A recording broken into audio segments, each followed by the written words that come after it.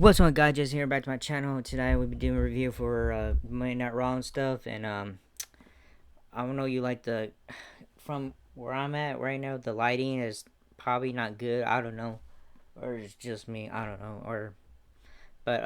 Anyways, getting some new light for that. It was kind of good tonight for Monday Night Raw and stuff because they're in Chicago. But yeah, man, it was good on some part. Yeah. Um. CM Punk returned and all that stuff, and yeah, it was good. Some segments were good, all that stuff. Let's go get to it then. It says right here before everything started. It says CM Punk arrives for Chicago homecoming later tonight. Michael welcomes us to the last episode of Monday Night Raw leading up to this year's WrestleMania 40. On April 6th and 7th, he talks us through footage we are shown of CM Punk arriving to the building for his hometown return tonight. Alright, so we have a segment. Cody Rhodes kicks off this week's show.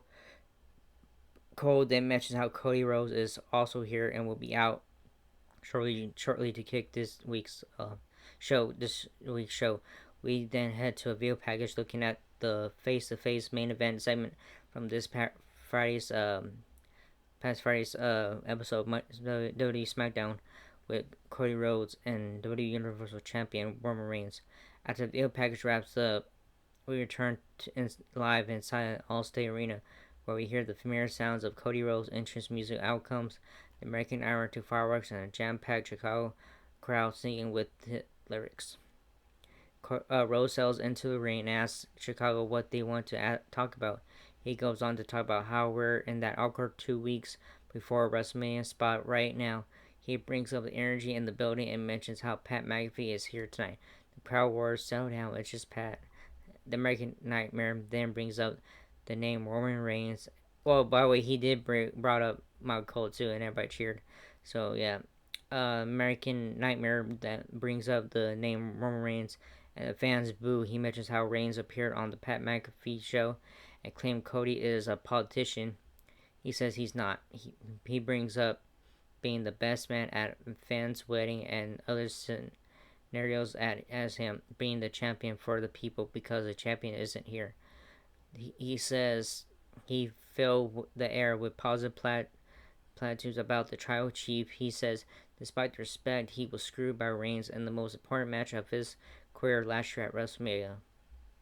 He tells Reigns outright that he hates his guts. Cody says he is the reason Reigns and his cousins can't have their little wank fest at WrestleMania like they wanted to. He says it's not his fault. He just does what he does. He won the Royal Rumble pointed to the WrestleMania 40 sign. He says the fans took over from there. He asked the fans if they will be there to fight with him at WrestleMania 40. Alright. Rhodes asked the fans to join him and pointing to the giant WrestleMania 40 sign hanging above the ring inside Allstate Arena. They all do it together. He says pointing at that sign means exactly what he said. 2 main events at WrestleMania 40. He says he's going to defeat the final boss, and as he goes to continue, the Rock's theme cuts him off. Out comes the final boss to an explosively loud reaction from the jam-packed Chicago crowd, who clearly didn't expect to see The Rock this evening. The Rock comes out as the war grows.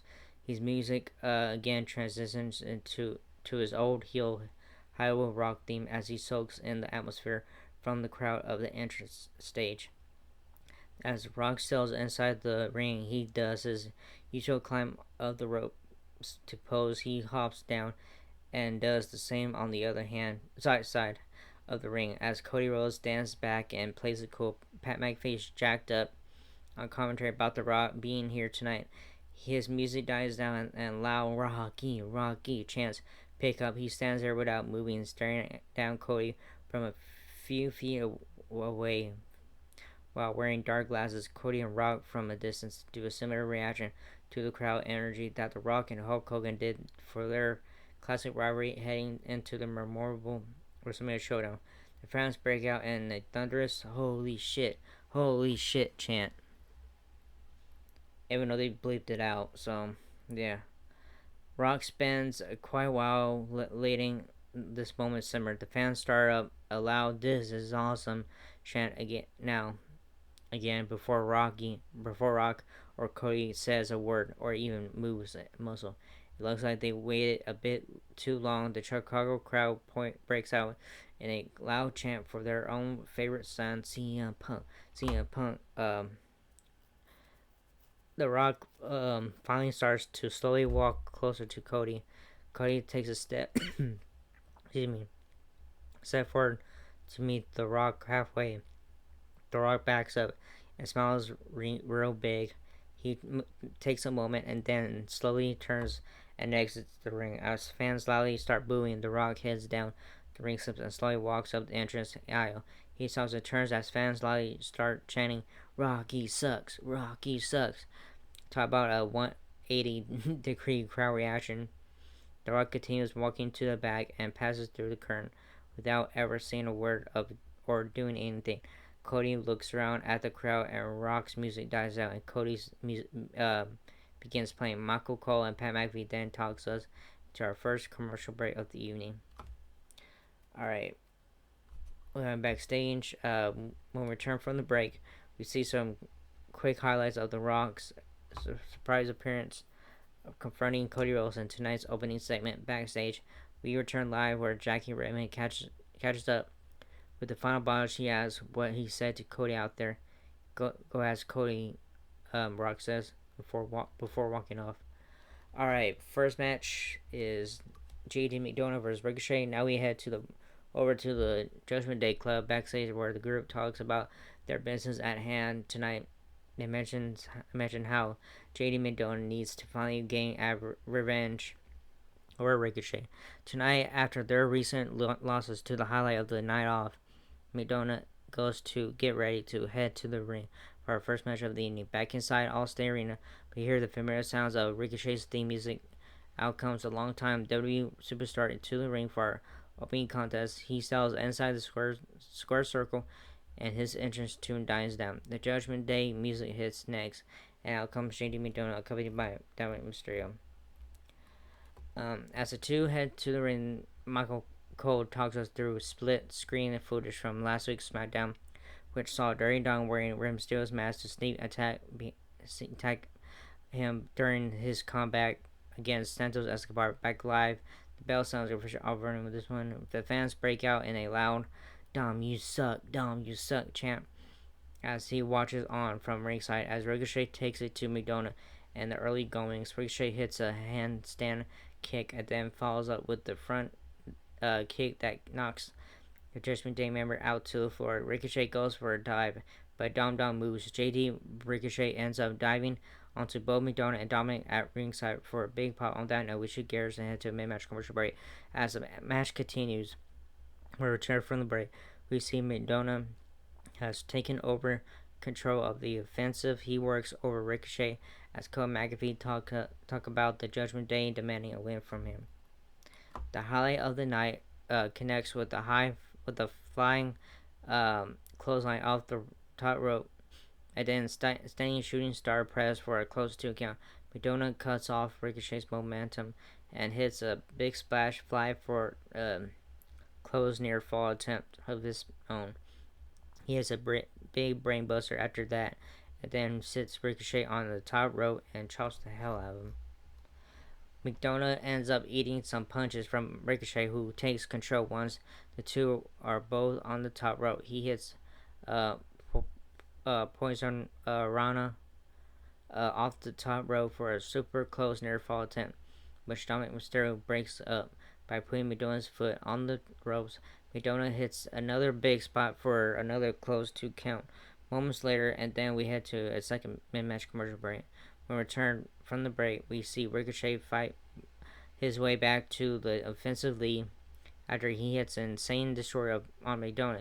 He heads to the top rope to finish him off, but Dominic Mysterio hops on the ring for distraction. The ref ejects Dom down from ringside for that, and seconds later, Ricochet hits his top top toe finisher for the pinfall victory, excellent opener. So yeah, it was a good match. So the winner is Ricochet. All right, waiting for a segment, which is CM Punk, Drew McIntyre, and Seth Freaking Rollins. So yeah, here we go. After the match wraps up, we shoot backstage and we see CM Punk walking the hallway inside All-Star Arena. He will be coming out to the ring next. When we return on that note, we should gears head to a commercial break. When we return from the break, we see promotion for the new Bray Wyatt Becoming Immortal documentary premiering next Monday on Peacock. Michael then points out that this is the 11th straight sellout for WWE TV on the road to WrestleMania 40. From there, we then hear Cult of Personality by Living Color as the crowd wars a fever pitch as their favorite hometown son, CM Punk, makes his way out for the first live WWE television appearance in several weeks. He soaks in the atmosphere and he leans down to proclaim it. Clobbering time. Punk heads to the ring as the energy and noise from the crowd goes even louder. CM Punk chant start to quickly spread throughout All-State Arena, right smack dab in the middle of CM Punk country. He starts off by talking about how his arm isn't 100% and he's not clear, but he'll be at WrestleMania. Oh, my mouth hurts. He says he's unsure in what capacity he'll be at the show, and mentions some of the ways he could, such as being the host of WrestleMania, the special referee for the Roman Reigns vs. Cody Rhodes main event, or other ways. He then delivers a shot at The Rock. Your arms are long enough to box with God. Punk takes some shots at Seth Freaking Rollins for weighing heels, and now he's somehow taller than him. He then gets around to Drew McIntyre before he can say anything. McIntyre theme hits, and out comes the Scottish Warrior. Punk talks over his music and demands the stupid dog get cut off. The stupid song get cut off. I don't know why I said that. Punk takes some shot at Seth Freaking Rollins for wearing heels, and now he's somehow taller than him. He then gets around to Drew McIntyre before. Oh shit! I'm wearing the same thing. Wearing the same thing. We then hear Punk and McIntyre proceed to go back and forth in very shoot style fashion, or at least that's how it came off big time too. Punk says he's not clear, but he's not looking to wrestle. He tells Drew to get his bitch ass in the ring. Punk asks if McIntyre is a psychopath in a kilt or a keyboard warrior in a skirt. McIntyre tells Punk he better be careful or he'll get canceled in today's age for talking like that. Cancel culture sucks ass. McIntyre gets in some comments before Punk again cuts him off when McIntyre says early in his WWE career he was dubbed the Chosen One. Punk cuts him off and says, "By who?" He then asks if Drew has the balls to say his name on TV right now. We all know who it was. Obviously, to those unaware, the correct answer is Vincent K. McMahon. McIntyre then suggests Punk be the special referee for the WWE World Heavyweight Championship bout between himself and Rollins, so he'll be forced to watch him win the title at WrestleMania like Punk has never done before. Punk can say anything. The theme for Seth Rollins is out comes the revolutionary, the visionary of WWE to the fan scene, along with his music as usual. Despite being in Punk's country, Rollins gets in Punk's face, and the two have an intense stare down. Fans chant CM Punk, CM Punk. Rollins then breaks the tension. The Chicago welcome to Monday Night Rollins. The fans said it with him too. As Rollins continued to talk, the fans cut him off with loud CM Punk chants. Punk jumps in, let it happen, bro. This can't be your show, but this is my city. Uh, Rollins says the time for Punk and McIntyre trying to one up each other is over. He says he'll take a poll here in Chicago tonight, right now. Rollins asks if CM Punk should be on commentary for the Rollins McIntyre title match at WrestleMania 4. Fans aren't interested in that. They don't even wait for Rollins to offer other options. Crowd cuts him off with the loud referee chant. Rollins points out on Punk's counting arm is injured. Punk immediately drops down and counts 2 to 3 like a referee. Um, Punk soaks up the crowd from the Punk soaks up the roar from the crowd. As they react to that, he then jumps in and says something on the mic, gets bleeped out. The fans roar for that. McIntyre cuts in from the commentary desk with his feet up the table, reminding Punk it's a PG program. Rollins looks at Punk. You want to know what I think, Punk? Punk, without skipping a fraction of milestone, fires back. Nope. Um, Seth goes on and eventually gets to his point, which is that Punk needs him to have a moment at WrestleMania. He tells Punk he can do what he wants at WrestleMania, so long as he stays out of the way. Punk says it's decided. Then he's gonna put some cans on sitting next to McAfee and Cole and do a little commentary at WrestleMania. He promises to do and say something that will make McIntyre and Rollins interesting for a change. He drops the pipe bomb, exits the ring, and to another roar from his hometown as he leaves the ring and begins heading to the back. McIntyre jumps on the mic and pops up from the commentary desk and says Punk isn't getting the last word. He rambles about Punk about his stand, writing letters as he re-enters the ring, but as he continues talking, he is taken out by a super kick from Rollins. Rollins follows up with a stomp and leaves McIntyre laying. After that, we see a quick message from Shinsuke Nakamura ahead of his match later tonight. Then we shoot to another commercial break. Hold on, guys. Let me drink my water real quick.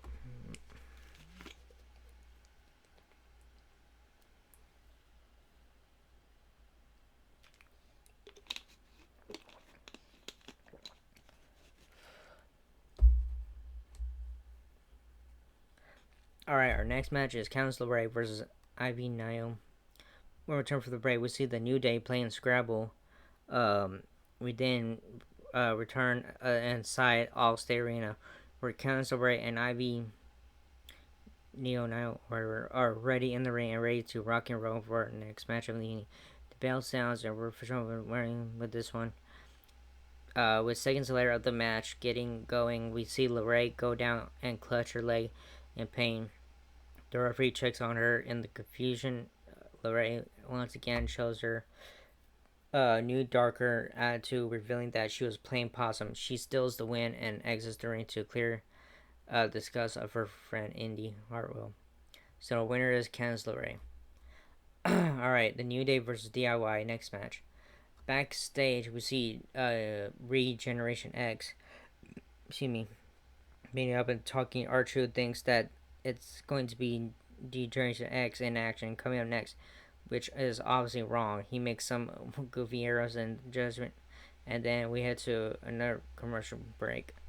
When we return for the break, comments from main event Jey Uso in a vignette, and then we head back inside the All-State Arena where we see DIY and the New Day already in the ring and ready for our next match of the evening. The bell sounds and off we go. On special guest commentary for this one, The Miz and R-Truth banter back and forth with Cole McAfee. While largely ignoring the action in the ring early on, we see the New Day hit a double team spot that pops the crowd, and then R-Truth talks us into a mid-match commercial break as the match continues. As we settle back and from the break, we see DIY and New Day battling back and forth. When all of a sudden, all the Judgment Day group except Rhea Ripley hit the ring, and they all beat down. Both teams miss and eventually gets sick of watching and leaves the commentary desk to try and help. The Miz gets beat down for his efforts. R-Truth keeps insisting he's on commentary tonight, and it isn't fine. And Judgment Day ends up coming out and surrounding him at the desk. They grab him and throw him in the ring. As each other member comes in, R-Truth takes him out one by one until Damian Priest takes him out. So winner is no contest. Alright, head backstage real quick. We then shoot backstage where Jackie Redmond catches up with Cody Rhodes. She asks him that The Rock whispered to him off mic in the ring early tonight. Cody says it's something that he doesn't want to repeat at this time. He assures us that a promise that The Rock can't keep. We head to another commercial break. Our next match is Andrade versus Giovanni Vinci. We saw back from the break. Gunther is interviewed backstage. He talks about how Sami Zayn can't beat him at WrestleMania. He says he would told Sami to his face last week, but Sami ran off like a child. Gunther says he doesn't even think Sami will beat Bronson Reed tonight. He is asked about Zayn at WrestleMania and calmly repeats that he doesn't even think Sami will beat Bronson Reed. Back inside the Allstate Arena, we see Giovanni Vinci in the ring as he prepares for our next match of the evening. Andrade's theme hits, and out he comes to take on the Imperium member who was a late replacement for Andrade's original opponent Ivar, who as noted was not cleared to compete just hours before tonight's show. Andrade takes the early offensively blasting Vinci with high impact offense, including a big drop kick to the mouth that sends the Imperium member out to the floor and hits a big dive from the ring to the floor on Vinci. Back in the ring, Andrade goes for a moonsault off the top rope, but Vinci rolls away. Andrade lands on his feet and immediately leaps into an instant follow-up standing moonsault that connects. Vinci hits a big cross body coming off the rope to slowly Andrade's momentum. The crowd boos as we head to a mid-match commercial break. When we turn, we see Andrade pull the victory. So the winner is Andrade. All right.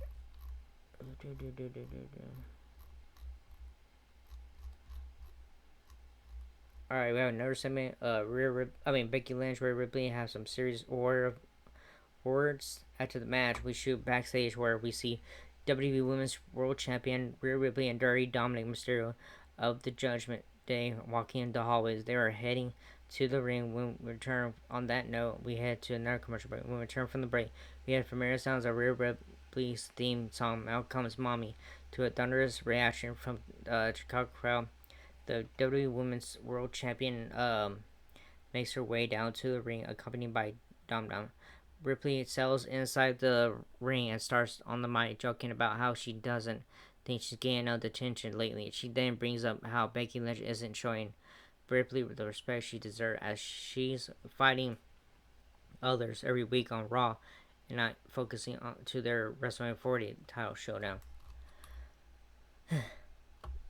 Mommy tells Dom Dom to reiterate the point she just made, and he grabs the mic to do so. The fans explode with loud boos before Dirty Dom can say a word. He is caught off by the mirror sounds of Becky Lynch's theme song. The man makes her way down to the ring, and her music dies down.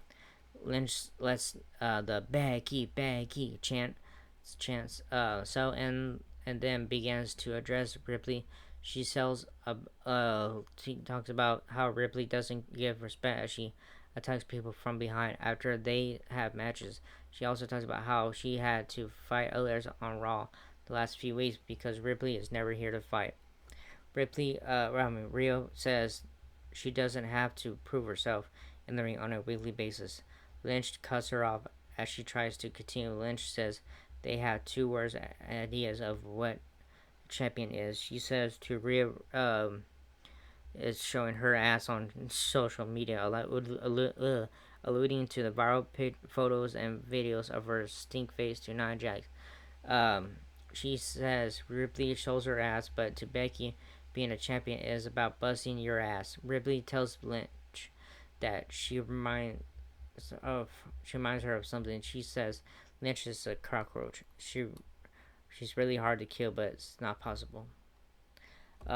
She isn't going to kill her. She wants her to have to sit on a couch with her daughter and have to listen to her call Ripley mommy. The fans actually chant mommy, mommy, chant. Yeah. Lynch gets super serious and tells Ripley that that's her one pass and that if she ever mentions her daughter again, it's over. She says she thinks she is being funny with a joke like that.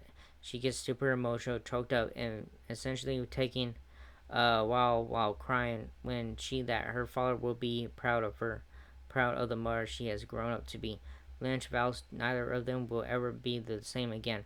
After WrestleMania 40, Lynch ends up decking Dom, and then she and Ripley starts volleyballing. As the crowd explodes, Ripley runs into the post. She goes to leave with Dom, but Lynch pops back up and rushes to attack her again on the floor. They are pulled apart again, only for Lynch to break free and re-engage again. A ton of officials break them up. Alright, next match is Sami Zayn versus Bronson Reed. When the segment wraps up, we shoot backstage. We see Sami Zayn in his ring gear getting ready for his match of this evening. Up walks Chad Gable. The two about their hated interaction last week. Then switch to tonight's business at hand. Gable convinces Zayn that he's focusing on the wrong thing. Zayn says he's right. After the wraps up into another commercial break, when we return, the theme for Bronson Reed hits and out comes Big Bronson for his advertised singles match against Sami Zayn. He sells in the ring and his music dies down. Zayn's theme hits. The crowd goes nuts as he heads for our next bout of the show. Bell challenge over for show on this one. We see Reed jump into early offensive lead using his size and strength advantage to slow Zayn down and control things. As Zayn starts to fight back into competitive form, we shift gears into a mid-match commercial break. Um, at this moment, as this one continues,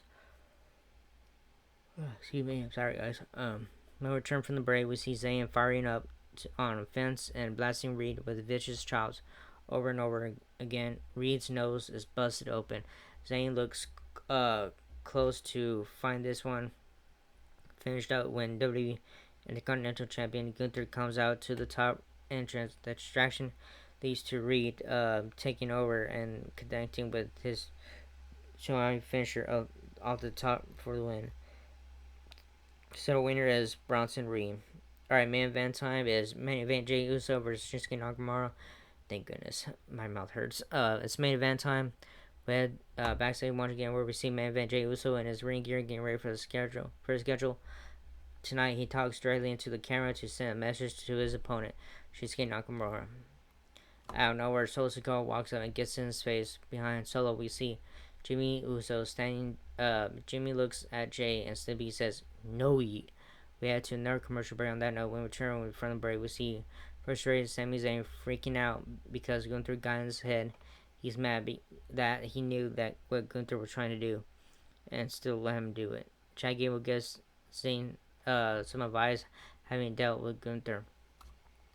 Now we see main event Jey Uso get ready to return through the gorilla position to head to the ring for our main event of the evening. When WWE World Heavyweight Champion Seth Freaky Rollins approaches him, he said things don't feel right. He tells him he and Cody will have his back tonight. Cole and McAfee inform us that Roman Reigns will also be with The Rock for the final episode of Monday Raw for WrestleMania 40, as the two will be live at Barclays Center. Next week's Go Home show also announced New Day and DIY versus Judgment Day and Amen action. Jay heads to the curtain and begins to head to the ring as the Chicago crowd even more. So Pat McAfee marks out. McAfee hops on his chair and leads the Yeet Wave with 15,000 plus fans in Chicago doing with him.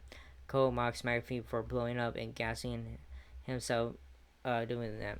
Theme for Uso's opponent hits, and out comes the king of strong style himself, Shinsuke Nakamura. The Japanese legend makes his way down to the ring to the Rock Violence and sails inside the square circle for the last match of the week's show. Now we hear the bell, and this first off ring, we see Uso delivering a series of shots early on that elicits yeet chants from the fans. As each lands, Nakamura slows down Uso's momentum and starts to shift gears into offensive driver's seat. As we head to a mid-match commercial break, when we turn this time, we see Uso nearly finishing this one off with Solo Sikoa and Jimmy Uso and hit the ring in 7 rounds, and Cody Rhodes run out to make the save. Drew McIntyre is also out there. Cody and Solo fight off to the back as Drew takes out Rollins at ringside back in the ring. Uso hits a spear and gets the pin despite the chaos. Alright, so main event Jey Uso. Alright, The Rock delivers on. So after the match, we catch up with Cody Rhodes, who is brawling with Jimmy Uso backstage. Up comes Sikoa from behind, but Cody starts handling him as well. As Cody is fighting the two off by himself, out of nowhere, The Rock appears and proceeds to lay Hellacious beat down on the American Nightmare. The Rock keeps yelling, "Look at you now," as he hits Cody with every weapon in sight. He kicks his ass all the way out the back door. He turns. Hold on, guys. He turns and look at the camera. He says, "The Rock's got your attention now." He says something else that is censored off the broadcast. Rock tears Cody's shirt off and knocks him out onto the ring soaked concrete. Rock turns to throw Cody off a bridge or some kind of high rise. He yells into the camera to look at your hero now. He runs Cody into a production truck and then tells Mama Rose to look at her boy now. Um, he says something else that is once again censored off the broadcast. The Rock runs Cody into the door of the production truck and then delivers one final message into the camera for the third time. He says something that is censored off the broadcast. He says it didn't have to be like this, but now it is because of Cody. He says now the prophecy has come true. Cody is bleeding like a stuck pig from his head. Rock punches Cody and gets his blood all over his hand and tells Mama Rose to look at him.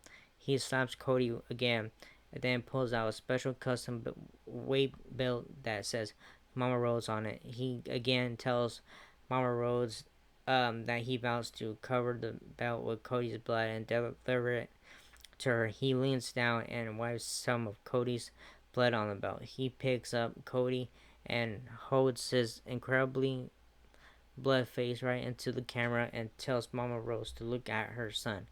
He tells a bloody Cody that his daddy talked a lot about how hard times. He says Cody doesn't know how about hard times yet, but The Rock is going to teach him about hard times. He says something for a fourth time that censored off. He slams Cody mug into the production truck and then tells Mama Rose to look at her son. He says it didn't have to be this way, but now is the only way. Look at your son. He repeats for the 100th time as the show finally goes off the air. On that note, so yeah, it was a good show tonight and stuff because they're in Chicago. What else are you gonna say? But it was getting good. And so yeah, a lot cussing a lot, but I think because they want to end in the PG era and stuff, which PG era has been dead for years, man. So since the last decade, all that stuff. So they're probably gonna wait when they go on Netflix and all that stuff. So it's gonna be pretty good. But anyways, that was it for this video. I hope you enjoyed this and not. So whatever, like, subscribe, all that stuff. And I'm really falling asleep while reading, and my mouth is hurting, all that stuff. So anyways, that was it. And I'll see you all in the next video. Laters.